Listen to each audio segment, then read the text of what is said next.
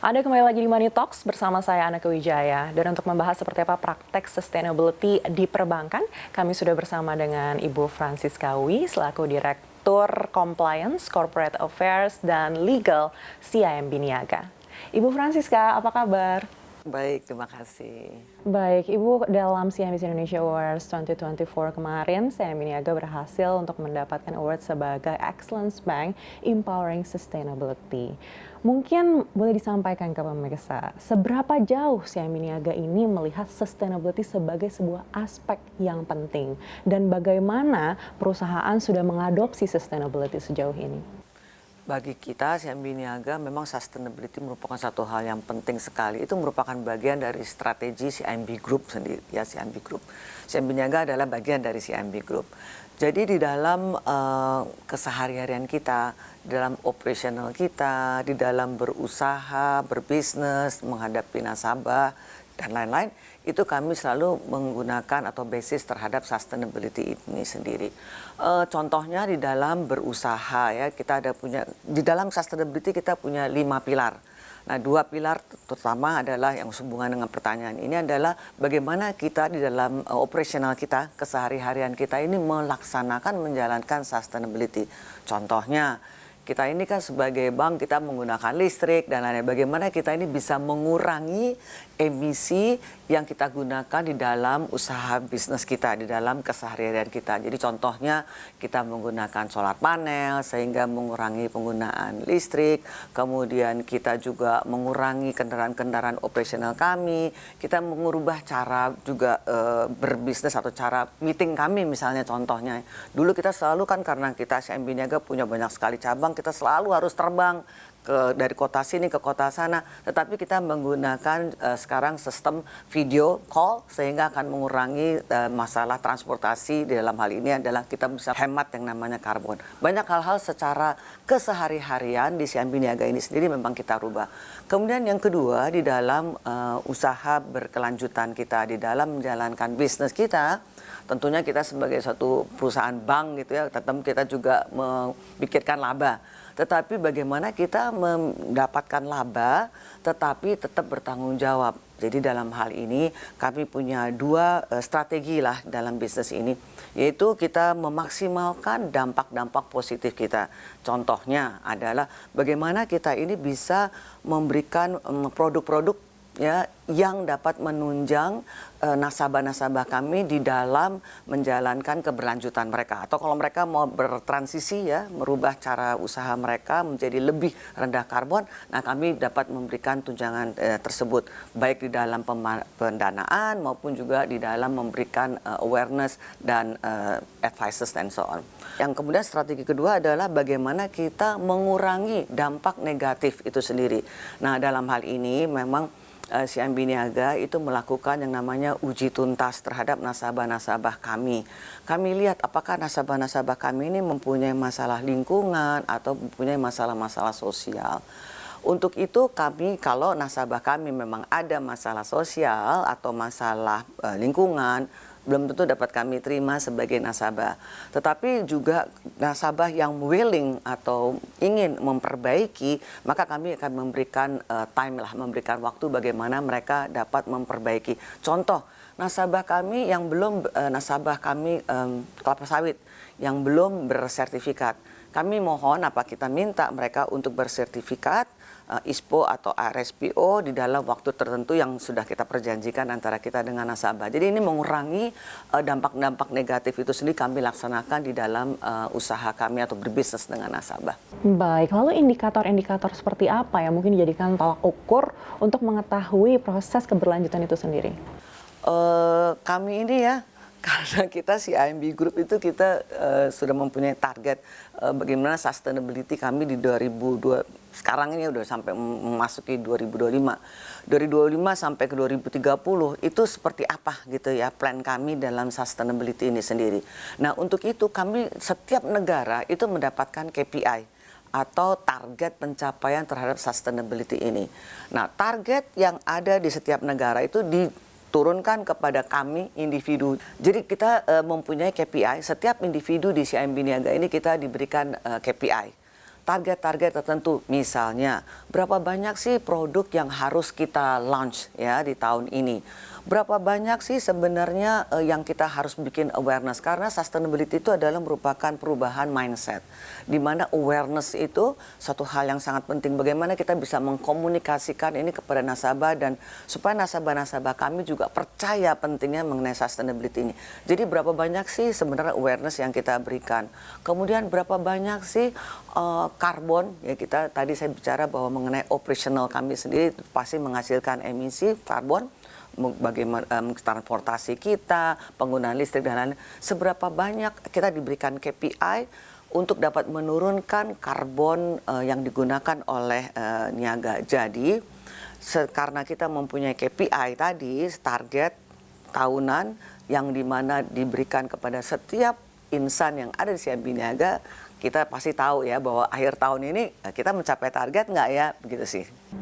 Baik, lalu apakah ada sektor yang mungkin menjadi fokus untuk sustainability di CIMB Niaga?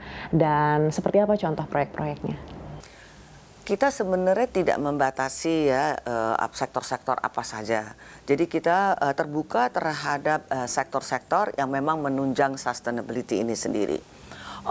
Jadi kita memang tidak membatasi. Ada beberapa hal yang sebenarnya kita sudah cukup masuk ya, dan mempunyai bisnis atau berbisnis dengan nasabah-nasabah kami. Contohnya adalah industri daur ulang, gitu ya, recycling company. Atau sebenarnya adalah sektor misalnya kelapa sawit, di mana nasabah-nasabah kelapa sawit ini kami dukung untuk bersertifikasi ya, either ISPO ataupun RSPO, dan juga kita mendorong mereka untuk bisa menggunakan teknologi yang ramah lingkungan dan juga menggunakan rendah emisi atau rendah karbon. Kemudian kita juga memberikan pinjaman atau pendana terhadap pembangkit listrik tenaga mikrohidro ya. Itu jadi beberapa hal industri, dan sekali lagi kita tidak membatasi industrinya, kami terbuka terhadap industri-industri yang mendukung mengenai sustainability ini sendiri. Baik, menarik sekali tadi Ibu sampaikan daur ulang, lalu mulai dari kelapa sawit sampai mikrohidro begitu ya. Artinya sudah cukup banyak proyek-proyek yang dilakukan. Tapi evaluasi Ibu sendiri seperti apa terhadap proyek-proyek ini, terhadap performance atau kinerja dari CIMB Niaga? Ini ya, ini satu hal yang mungkin perlu disadari oleh kita semua ya, bahwa ternyata tentunya nih ya, nasabah-nasabah ini kita juga punya impact secara financial langsung, karena nasabah tentunya memberikan dampak financial kepada kami sendiri.